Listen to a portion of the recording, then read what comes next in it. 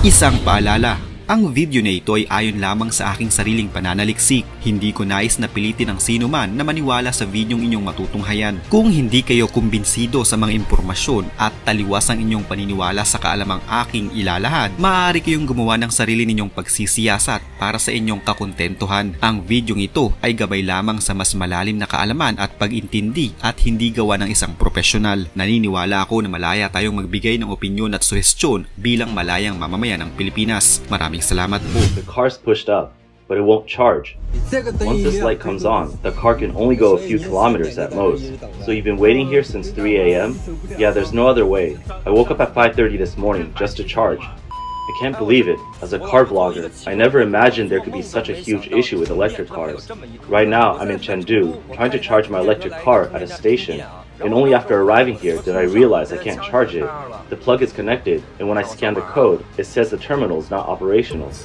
I thought maybe the charger was broken, so I switched to another one, but it still didn't work. It's not just me. Nobody here is able to charge their car. After asking around, I found out it's because of power restrictions. Hey man, are you able to charge? Nope. Sa mga nakalipas na araw, ayon sa Meteorological Observatory ng China, ilan sa mga probinsya ng bansa ang umabot sa 40 degrees Celsius ang temperatura na talaga namang nagpalumo sa mga ilang mamamayan.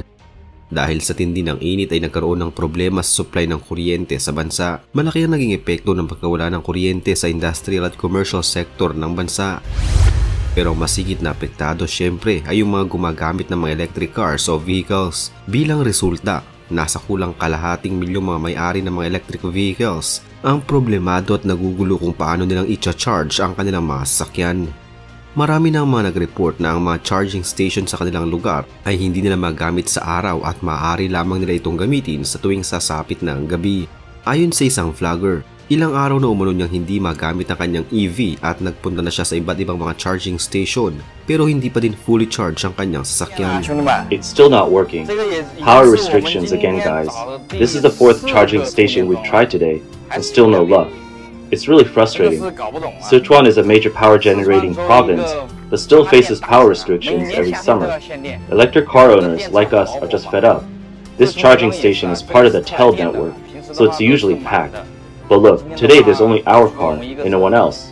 A local resident just drove in, and I think he's trying too, but he probably won't be able to charge either. Let's go look for another station. After 11 p.m., we can't even get into charging stations because of the huge number of cars. We've tried 8 different stations and still no power. Nahihirapan din ang marami na mag-charge dahil sa tuwing gabi lamang sila nakakapag-charge at ang mas malala pa ay napakadami umano ng mga taong nais ding mag-charge. Here's the Zhonghe charging station, and the cars in front of me are all electric taxis or ride-hailing cars, packed and tight. My car is here too, license plate ending in 0442. Karamihan sa mga taxi sa China ay mga EV at makikita sa intersection na ito kung gaano kahaba ang mga nais na magpa-charge ng kanilang mga sasakyan.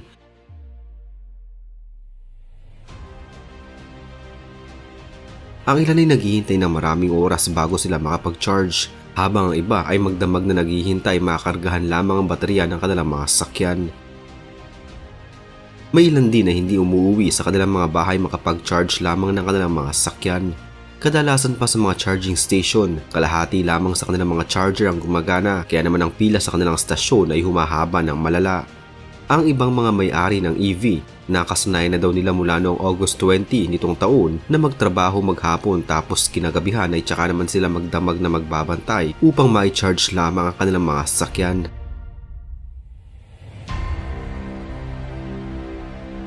Kailangan din kasing maghintay ng halos 1 oras bago ma-charge ang isang sasakyan, kaya kung late kang dumating sa mga charging station, malamang ay kinabukasan ka na makakapag-charge ng iyong sasakyan.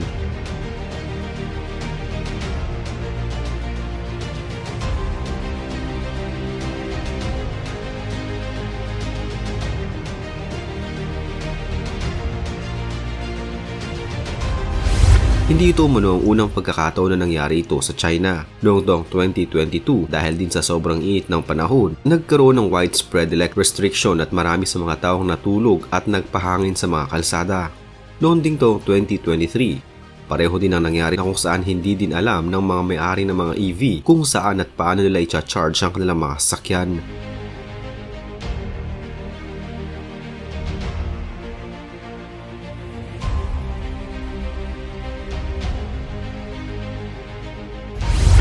Malaki ang pagkadepende ng mga EV sa charging station na hanggang sa ngayon pala ay hindi pa din ganoon kaayos ang ilan sa mga ito. Sa probinsya ng Chengdu, mayroong nasa 311,000 na bagong EV na kung saan ang bawat charging station sa lugar ay kailangang mag-accommodate ng 112 mga EV araw-araw. Kaya kung ang isang charging station ay magkaroon ng problema, tiyak na hahaba ang pila sa ibang mga charging station. Hindi din ganoon kaayos ang lokasyon ng mga charging station sa bansa. Sa isang lugar na kung saan maraming mga EV ay ilan lamang ang mga istasyon, habang sa ibang lugar naman na walang kaano mga EV ay napakadami ng mga charging station. Dahil din sa hindi maayos na maintenance ng mga charging station kaya madalas ay out of service ang mga ito sa napakatagal na panahon. Tila hindi din ito nakikita ng gobyerno ng China. Sa kabila kasi ng pagdami ng bilang ng mga EV sa China ay kakaunti lamang ang mga charging station na ipinapatayo. Sa pagtatapos ng taong 2023, ang China ay mayroong nasa 8.6 million charging units at nasa mahigit kumulang 900,000 ang bago pang charging units na idinagdag nila noong ding taong iyon. Pahirapan din ang pagpapagawa ng mga private charging stations sa mga residential areas. Dahil dito ay madami na ngayon ang nagsisisi sa pagbili ng mga EV at marami din ang ayaw na lamang bumili ng mga ito, habang para naman sa ilan, kung hindi umano magiging maayos ang kalagayan ng mga EV at ang mga charging station, ay baka bumalik sila sa mga defuel na mga sasakyan.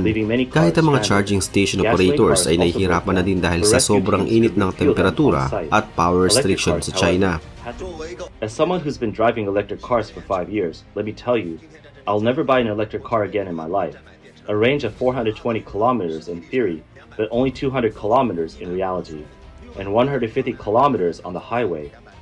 Even a 600-kilometer range gives you just around 260 to 270 kilometers, and that's when there's no traffic.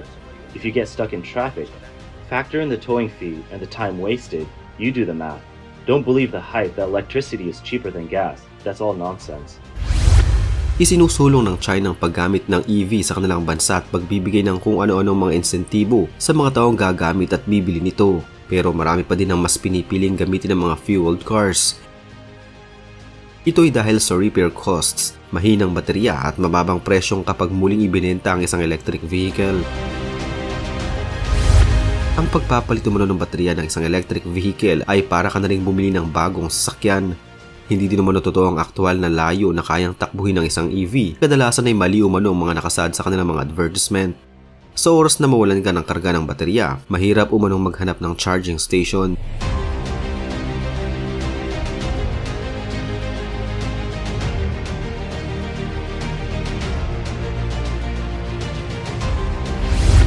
Hindi din naman ganoon kamahal ang resale value ng isang EV. Sa 5 taon lamang na paggamit nito, ang EV na nabili ng 200,000 yuan ay maibebenta mo na lamang ng 60,000 yuan. Depende pa ito sa kondisyon ng baterya. Mayroon din kasalukuyang issue ang mga EV sa China na kung saan bigla na lamang itong umaapoy at kulang sa mga safety measures. Ang baterya ng mga ito ay sala sa init, sala din sa lamig. Ayon sa isang eksperto, ang mga EV umano ay mas madalas na bigla na lamang nagliliyab kumpara sa mga fueled cars. Hindi din umano ganoon kabilis apulahin ang apoy ng isang EV ayon sa isang bombero.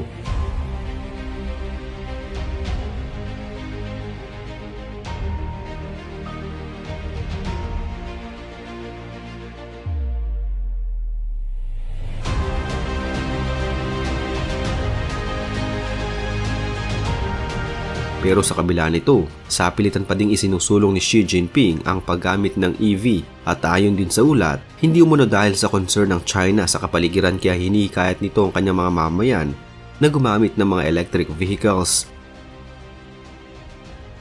Kundi nais nilang patunayan na sila na naman ang nangunguna sa buong mundo pagdating sa sektor ng transportasyon.